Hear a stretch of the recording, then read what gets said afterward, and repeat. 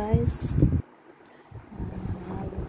gagawa tayo ng first round ng placemat. Chain 1, chain 2, chain 3, chain 4. Double crochet in the first stitch.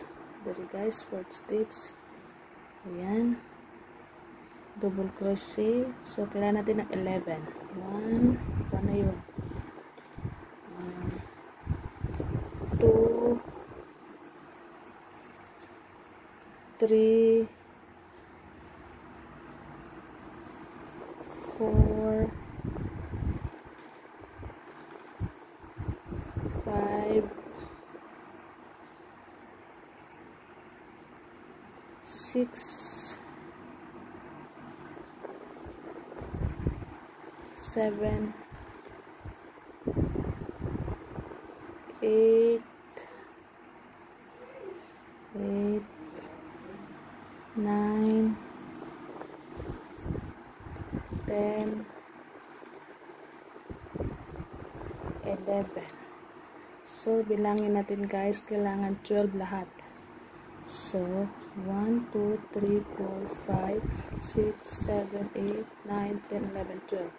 So, ang kailangan natin guys, para ma-close natin to, is, dito tayo sa second na ano guys, ito. So, kailangan natin dito magsimula. Ayan. Ilagay natin yung yarn natin dito. Ayan. Oops. Wait lang ha. Natin basot guys. Ayan. So, kailangan siyang ipasok palabas. Ayan na siya guys. So, nandito na siya sa labas. Yung isa. So, kailangan ko ipasok yung koko dito. Then, ganito.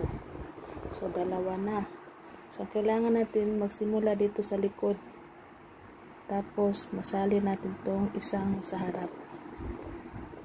Mahirap siya guys, pero naging okay yung kalabasan ng connecting mo. Ayan na siya guys.